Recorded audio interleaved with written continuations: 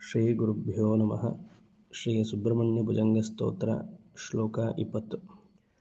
ಪ್ರಶಾಂತೇಂದ್ರಿಯೇ ನಷ್ಟ ಸಂಜ್ಞೆ ವಿಚೇಷ್ಠೆ ಕಫೋದ್ಗಾರಿ ವಕ್ತ್ರೇ ಭಯೋತ್ಕಂಪಿ ಗಾತ್ರೇ ಪ್ರಯಾಣಾನ್ಮುಖೇ ಮಯ್ಯನಾಥೇ ತದಾನೀಂ ಧೃತಂ ಮೇ ದಯಾಳೋ ಭವಾಗ್ರೇ ಗುಹತ್ವಂ. ಭಗವತ್ಪಾದರು 3 ಶ್ಲೋಕಗಳಲ್ಲಿ ಜೀವನ ಕೊನೆಯ ಹಂತವನ್ನು, ಪ್ರಾಣ ಬಿಡೋಕ್ಕಿಂತ ಮುಂಚೆ ಆಗುವಂತಹ ಸನ್ನಿವೇಶವನ್ನು ತಿಳಿಸ್ತಿದ್ದಾರೆ. ಸುಬ್ರಹ್ಮಣ್ಯ ಸ್ವಾಮಿಯನ್ನು ಪ್ರಾರ್ಥನೆ ಮಾಡಿ, ಆ ಕೊನೆಯ ಹಂತದಲ್ಲಿ ನಿನ್ನ ದರ್ಶನ ನನಗಾಗಲಿ, ಆಗ ನಿನ್ನ ಸ್ಮರಣೆ ಮಾಡೋಕ್ಕಾಗುತ್ತೋ ಇಲ್ವೋ, ಈಗಲೇ ಸ್ಮರಣೆ ಮಾಡಿಕೊಂಡು ಅಪ್ಲಿಕೇಶನ್ ಹಾಕ್ತಾಯಿದ್ದೀನಿ, ಆಗ ದಯವಿಟ್ಟು ಬಂದು ನಿನ್ನ ದರ್ಶನವನ್ನು ಕೊಡು ಅಂತ ಪ್ರಾರ್ಥನೆ ಮಾಡ್ತಿದ್ದಾರೆ. ಹೇ ಗುಹ ತ್ವಂ ಧೃತಂ ಮೇ ಭವಾಗ್ರೇ, ಅದೇ ಮೇನ್ ಸೆಂಟೆನ್ಸ್, 4ನೇ ಸಾಲಲ್ಲಿದೆ. ಹೇ ಗುಹ ತ್ವಂ, ನೀನು ಧೃತಂ, ಆದಷ್ಟು ಬೇಗ ಮೇ, ನನ್ನಲ್ಲಿ, ನನ್ನ ಮುಂದೆ ಬಂದು ನಿಲ್ಲು. ಭವಾಗ್ರೆ, ಭವಾಗ್ರೆ ಅಂದರೆ ನನ್ನ ಮುಂದೆ ಬಂದು ನಿಲ್ಲು. ಎಂತಹ ನೀನು ದಯಾಳೋ, ಕರುಣಾಶಾಲಿಯೇ. ಯಾಕೆ? ವಯಸ್ಸಾದ ಸಮಯದಲ್ಲಿ ಯಾರೂ ನನ್ನ ಹತ್ರ ಇರುವುದಿಲ್ಲ. ಶರೀರವೇ ನಾನು ಹೇಳ್ದಾಗ ಕೇಳಲ್ಲ. ಯೌವನದಲ್ಲಿದ್ದಾಗಲೇ ಹಾಗೆ, ವಯಸ್ಸಾದ ಮೇಲಂತೂ ಇಂದ್ರಿಯಗಳೆಲ್ಲ ಕ್ಷೀಣಿಸ್ತಾ ಹೋಗಿರುತ್ತೆ. ಮನಸ್ಸಿನಲ್ಲಿ ಜ್ಞಾಪಕ ಶಕ್ತಿ ಇರಲ್ಲ. ಶರೀರ, ಕೈ, ಕಾಲು ಎಲ್ಲ ಅಷ್ಟು ಚೆನ್ನಾಗಿ ಕ್ರಿಯೆಯನ್ನು ಮಾಡೋಕ್ಕಾಗೋದಿಲ್ಲ. ಕಫ ತುಂಬಿರುತ್ತೆ ಶರೀರದೊಳಗಡೆ ಎಲ್ಲ. ಮುಂದೆ ಏನಾಗುತ್ತೋ, ಯಮಧರ್ಮರಾಜ ನಮ್ಮನ್ನು ಎಲ್ಲಿ ಕರ್ಕೊಂಡು ಹೋಗ್ತಾನೋ, ನನ್ನ ಪ್ರಾರಬ್ಧವಶಾತ್ ಏನಿದೆಯೋ ಆ ಟ್ರಯಲ್ ಬೇರೆ ತೋರಿಸ್ಬಿಡ್ತಾನೆ ಯಮಧರ್ಮರಾಜ ಪ್ರಾಣ ಹೋಗೋಕ್ಕಿಂತ ಮುಂಚೆ. ಅದರಲ್ಲಿ ಭಯ, ಶರೀರವೆಲ್ಲ ನಡುತ್ತಾ ಇರುತ್ತೆ.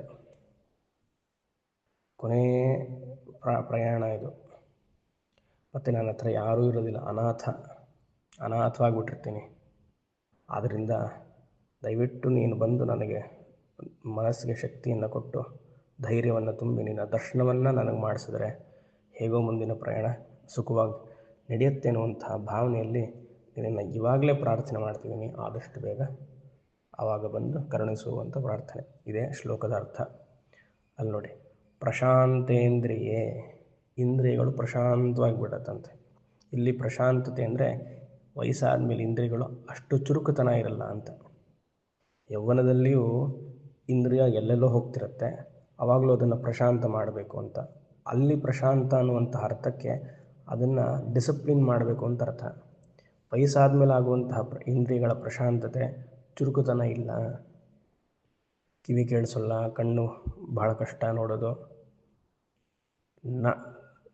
ನಷ್ಟ ಸಂಜ್ಞೆ, ಸಂಜ್ಞೆ ಅಂದರೆ ಜ್ಞಾಪಕ ಶಕ್ತಿ ಹೊರಟೋಗಿರುತ್ತೆ.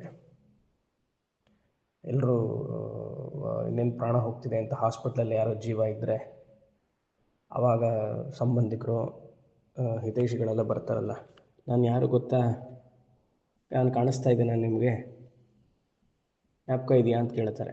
ಆಗ ಪಾಪ ಅವ್ರನ್ನ ಯಾಕೆ ಜ್ಞಾಪಿಸ್ಕೊಳ್ಬೇಕು, ಸಂಬಂಧಿಕರನ್ನೋ ಹಿತೈಷಿಗಳನ್ನು ಯಾತಕ್ಕೆ ನಾವು ಜ್ಞಾಪಿಸ್ಕೊಳ್ಬೇಕು? ಪ್ರಾಣ ಹೋಗೋ ಸಮಯದಲ್ಲಿ ಜ್ಞಾಪಿಸ್ಕೊಳ್ಬೇಕಾದ ಏನಾರಿದ್ದರೆ ಭಗವಂತನನ್ನು ಜ್ಞಾಪಿಸ್ಕೊಳ್ಬೇಕು.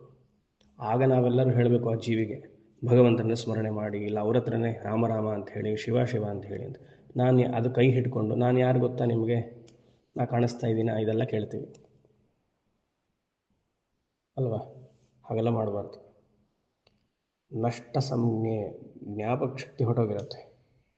ವಿಚೇಷ್ಠೆ, ಕೈ ಕಾಲುಗಳೆಲ್ಲ ಅಷ್ಟು ಚೆನ್ನಾಗಿ ಚೇಷ್ಟೆಯನ್ನು ಮಾಡಲ್ಲ, ಕ್ರಿಯಾಶೀಲವಾಗಿರೋಕ್ಕಾಗೋದಿಲ್ಲ.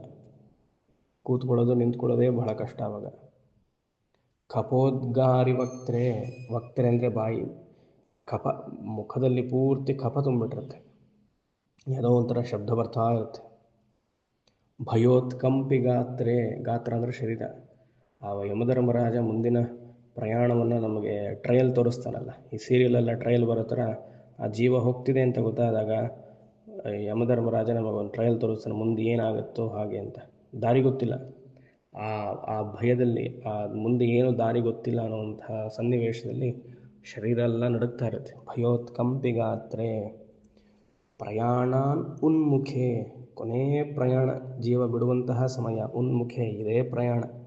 ನಾವು ಮಾಡುವಂಥದ್ದೆಲ್ಲ ಅಲ್ಲಿಗೆ ಹೋದ್ವಿ ಇಲ್ಲಿಗೆ ಹೋದ್ವಿ ಅಲ್ಲ. ನಿಜವಾದ ಪ್ರಯಾಣ ಈ ಶರೀರವನ್ನು ಜೀವ ಬಿಟ್ಟು ಮತ್ತೆ ಶರೀರ ಹೋಗ್ತಾನಲ್ಲ, ಅದು ನಿಜವಾದ ಪ್ರಯಾಣ. ಪ್ರಯಾಣಾನ್ ಉನ್ಮುಖೆ ಮುಂದುವರಿಸ್ತಾ ಇದ್ದಾನೆ. ಮಯಿ ಅನಾಥೆ, ಮಯ್ಯನಾಥೆ ಇದೆ, ಅದನ್ನು ಬಿಡಿಸ್ಕೊಂಡ್ರೆ ಮಯಿ ಅನಾಥೆ, ಯಾರಿಲ್ಲ ಅವಾಗ. ಯಾವ ಸಂಬಂಧಿಕರೂ ಇಲ್ಲ, ಯಾವ ರಕ್ತ ಸಂಬಂಧಿಕರು, ಹಿತೈಷಿಗಳು, ಇಷ್ಟೆಲ್ಲ ನಿಮ್ಮ ಜೊತೆಗೆ ನಾನು ಇರ್ತೀನಿ ಅಂತ ಹೇಳಿದವರೆಲ್ಲ ಔಟ್. ಮಯಿ ಅನಾಥೆ, ನೀನೊಬ್ಬನೇಪ್ಪ ನನಗೆ. ತದಾನೀಂ, ಅವಾಗ ಹೇ ದಯಾಳೋ ಗುಹ ತ್ವಂ ಧೃತಮ್ಮೆ ಭವಾಗ್ರೆ, ನನ್ನ ಮುಂದೆ ಬಂದು ದಯವಿಟ್ಟು ನಿನ್ನ ದರ್ಶನವನ್ನು ಕೊಡು, ಸಂತೋಷವಾಗಿ ಈ ಪ್ರಾಣವನ್ನು ಬಿಡುವ ಹಾಗೆ ಮಾಡು ಅನ್ನುವಂಥ ಪ್ರಾರ್ಥನೆ ಇದೆ. ಇನ್ನು 2-3 ಶ್ಲೋಕಗಳಲ್ಲಿ ಮುಂದುವರಿಯುತ್ತೆ, ನೋಡೋಣ.